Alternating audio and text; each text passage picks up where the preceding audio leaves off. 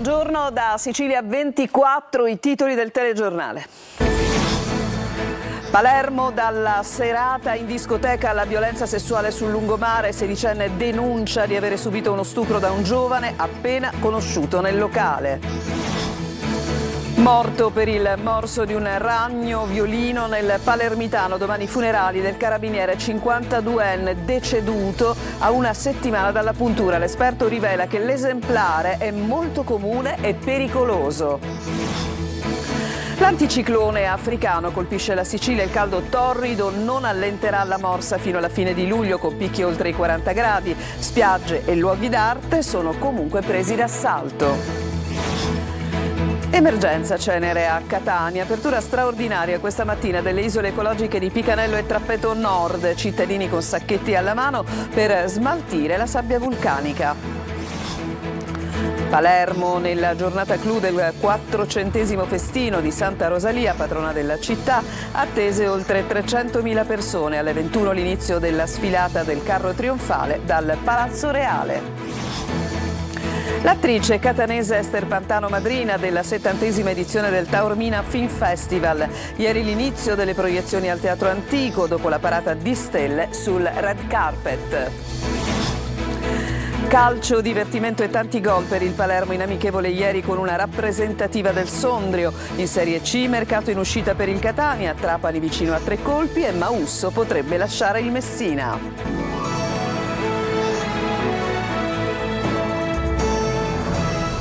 Ancora ben trovati, una ragazza di soli 16 anni ha denunciato di essere stata violentata nella notte a Palermo. La giovane è ricoverata al Policlinico e la violenza sarebbe scattata ad opera di un giovane appena 18enne conosciuto durante una serata in discoteca. Sentiamo Manlio Viola.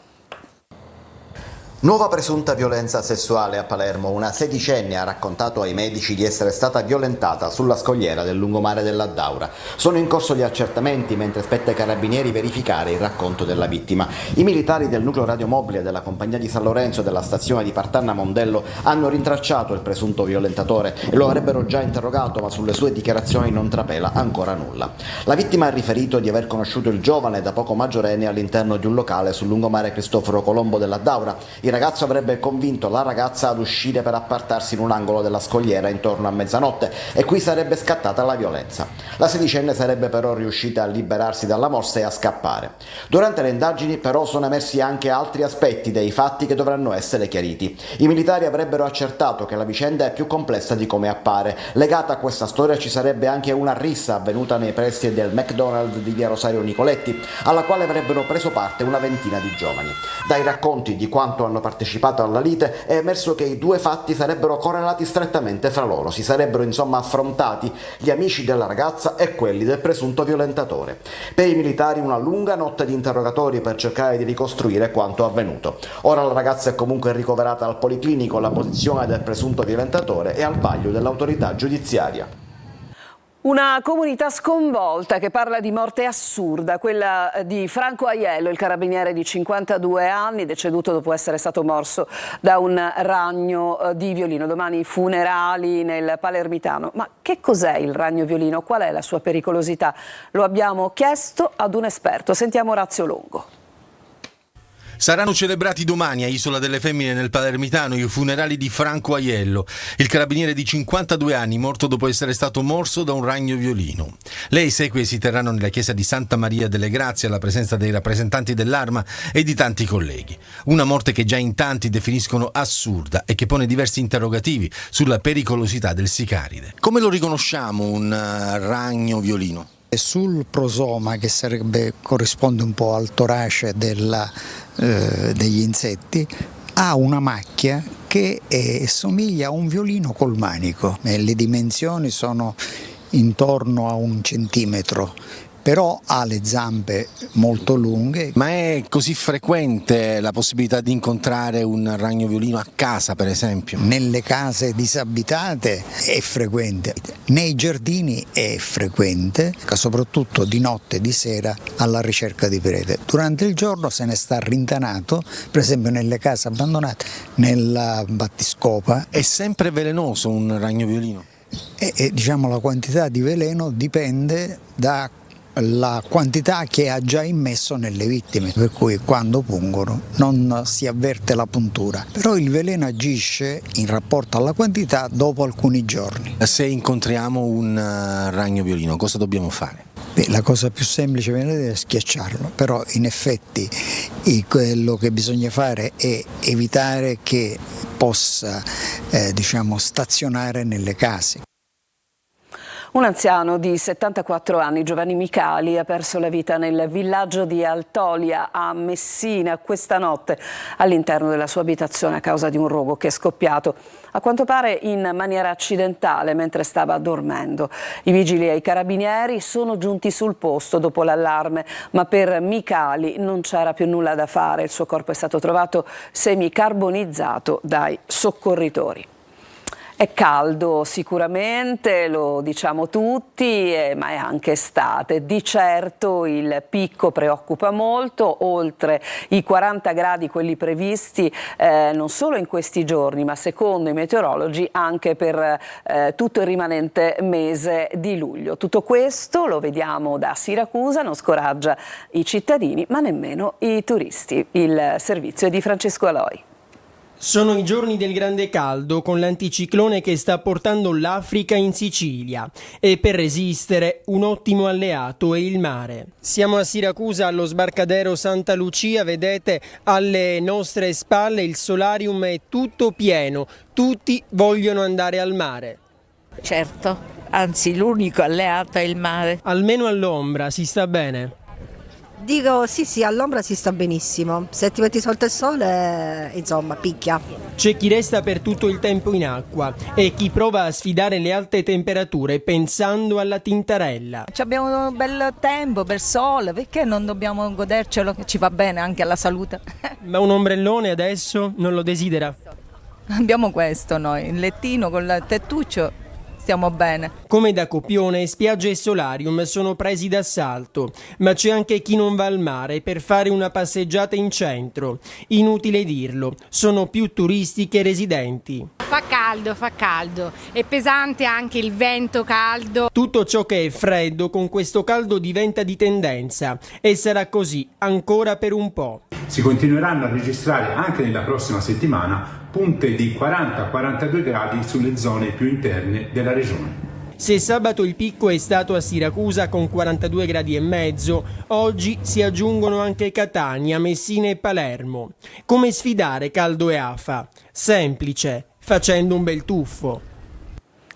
E veniamo all'emergenza cenere a Catania, la situazione in graduale ritorno alla normalità. Oggi l'apertura straordinaria nella sola mattina delle isole ecologiche di Picanello e Trappeto Nord, dove molti cittadini si sono presentati per smaltire la sabbia vulcanica nei loro sacchetti. È andato per noi Tonino De Mana.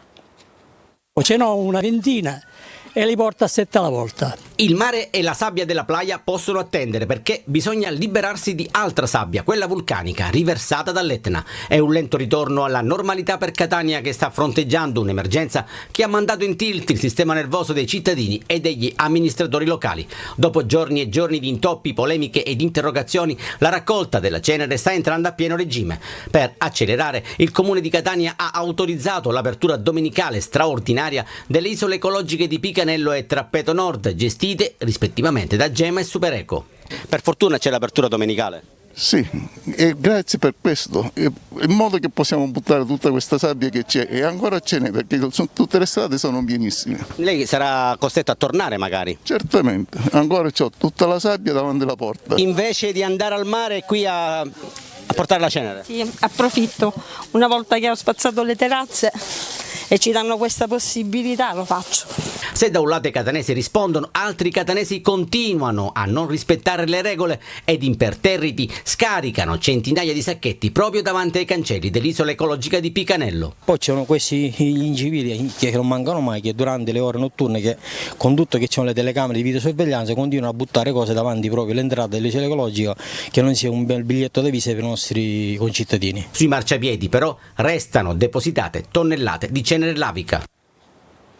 Adesso ci spostiamo a Palermo, oggi è il clou del 400° festino di Santa Rosalia, la patrona della città, attese oltre 300.000 persone, è previsto anche un concerto, quello del Volo, il carro trionfale inizierà la sua sfilata alle 21 dal Palazzo Reale. Marco Gullà.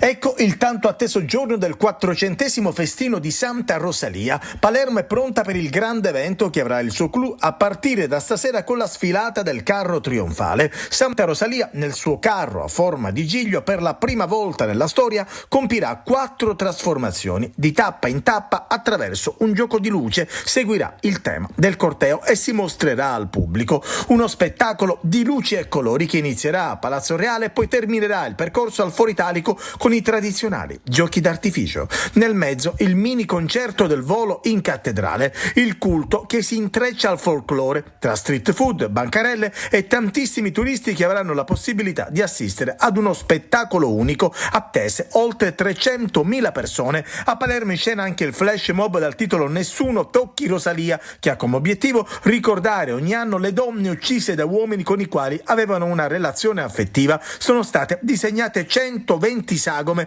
come il numero delle donne uccise nel 2023. Si guarda a Rosalia e al tempo stesso si guarda alla protezione e al valore delle donne nella nostra comunità, nella nostra società, credo significhi tanto.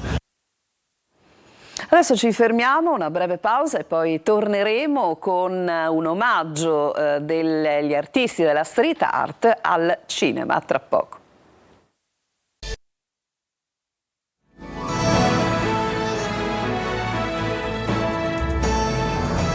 Seconda parte di Sicilia 24, cinema e territorio. 8 comuni in provincia di Palermo celebrano il cinema e i suoi protagonisti con un progetto di street art. Lorena Dolci.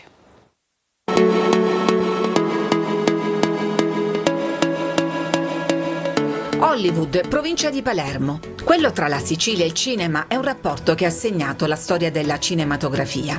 Così 29 artisti internazionali coinvolti nel progetto iArt Fivas hanno realizzato 30 murales, rivelando in territori apparentemente marginali tracce del DNA di alcune tra le pagine o i protagonisti del grande schermo.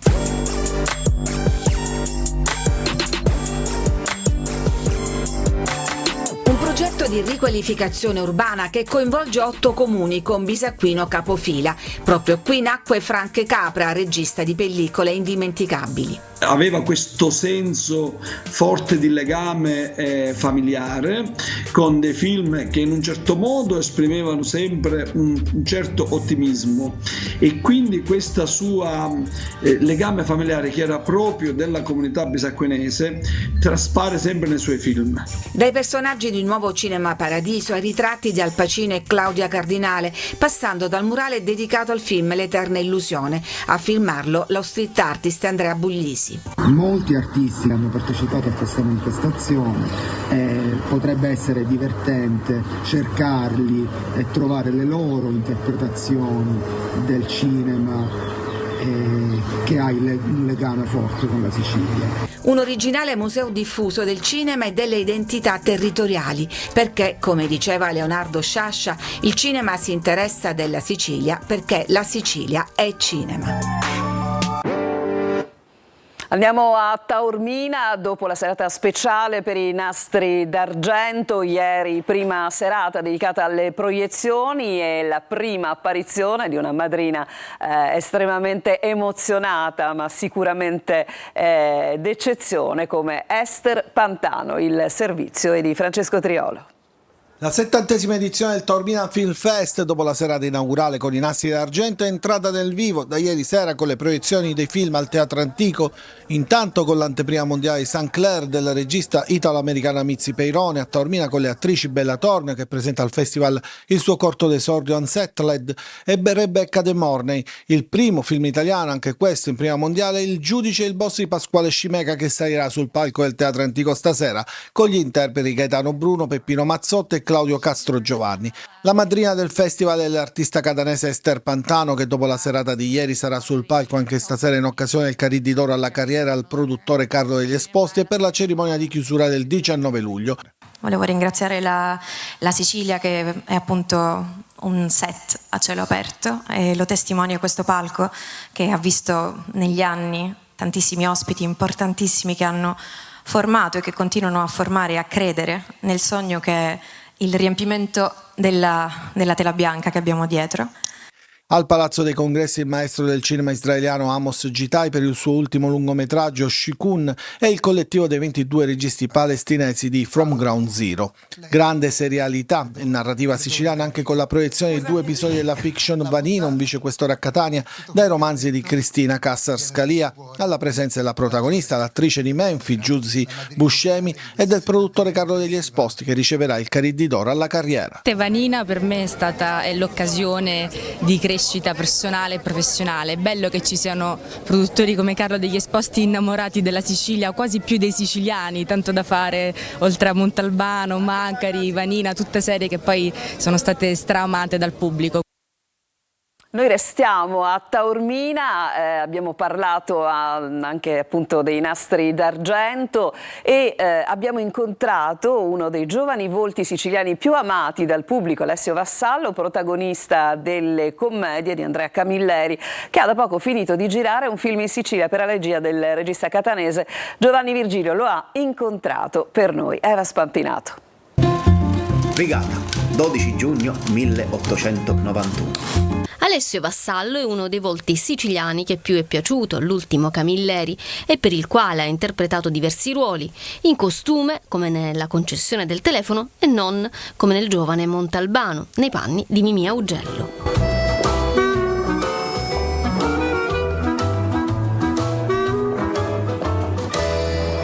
Anni palermitano e 20 anni di carriera tra cinema, fiction e TV, per cui è stato premiato con un nastro d'argento a Taormina. Ho iniziato questo percorso con stupore 20 anni fa, che ero un ragazzino, e sono passati 20 anni, che sembra ieri, invece non lo è.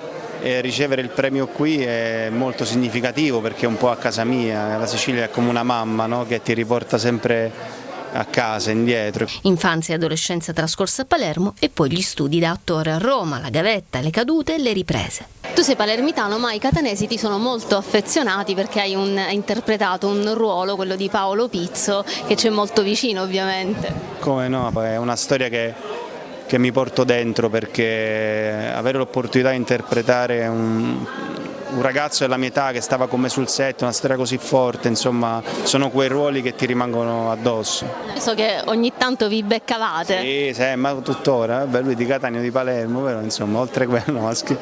L'attore siciliano è il protagonista di Indagine di una storia d'amore di Gianluca Maria Tavarelli, una commedia piena di dolore e malinconia su una coppia che decide di mettere la loro relazione in pubblica piazza. È veramente un'indagine poi sulla nostra vita, sui nostri rapporti di coppia, su cosa sono diventato oggi.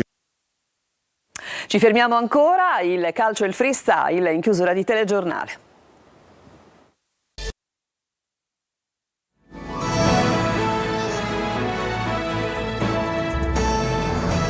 E siamo tornati in studio con il calcio per il Palermo, primi gol in amichevole, 10 reti alla rappresentativa del Sondrio. L'allenatore Dionisi ha detto: visto lo spirito di gruppo, il servizio.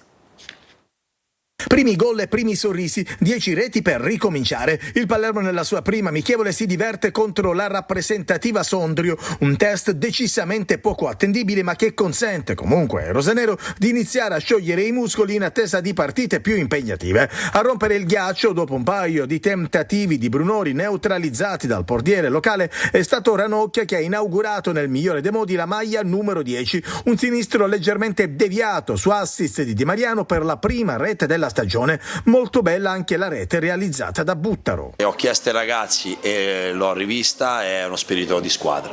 Non ci siamo mai disuniti, siamo rimasti corti più in avanti che indietro perché abbiamo più attaccato che difeso. Se devo trovare un difetto, abbiamo concesso un'occasione da gol con troppa facilità. Se devo trovare cose positive, ce ne sono tante, fermo restando che lavoriamo insieme da 10 giorni, lavoriamo tutti insieme da 10 giorni, con qualcuno meno, e quindi insomma il livello non sarà quello del campionato, quindi insomma dobbiamo trovare le cose positive per continuare e anche le cose negative per migliorare. Ieri è arrivato il difensore Nicolau, a breve in ritiro, a Livigno anche Pierozzi ed Henry, ma occorrono altri rinforzi, li ha chiesti Dionisi, e poi rebus sul futuro di Brunori. Il capitano rosanero continua a non parlare in attesa di offerte dalla Serie A. E veniamo alla Serie C, al calciomercato. Catania concentrato sulle cessioni e soprattutto a centrocampo e in attacco. Trattativa sempre aperta con De Rose e Lescano. Trapani vicino a 3 colpi e Mausso potrebbe invece lasciare il Messina. Sergio Colosi. Il grande mercato del Catania, la rivoluzione del Trapani, l'immobilismo del Messina. Le 3 siciliane di Serie C viaggiano su binari diversi, con la società rossazzurra molto attiva. In attesa del sì di Ciccio De Rose e di altri colpi di spessore in attacco, spazio alle cessioni. Il giovane Maffei è stato trasferito alla neopromossa Cavese. Per Curado c'è l'interesse dell'Ascoli. Lista dei partenti ampia anche a centrocampo, dove le condizioni fisiche di Sturaro potrebbero essere valutate in ritiro. Per l'attacco, oltre Lescano, si segue Stefano Pettinari, una carriera spesa in B con oltre 70 reti, ma ci sono profili più interessanti della cadetteria che piacciono al Catania. La rivoluzione del Trapani proseguirà con gli arrivi ancora da ufficializzare dei difensori Benassai dalla Lucchese e Celiento dal Bari e del centrocampista Mastrantonio dal Cittadella, matricola granata ambiziosa con l'obiettivo di un posto nei play-off. Per il Messina fermo al palo primi contatti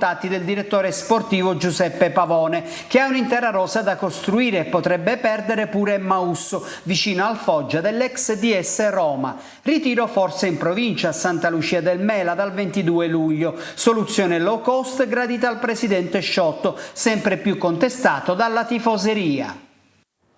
A Catania i campionati italiani di freestyle, cala il sipario su una manifestazione che ha creato un movimento di oltre 6.000 persone, medaglie, podi e piazzamenti per i rappresentanti siciliani. Tonino De Mana.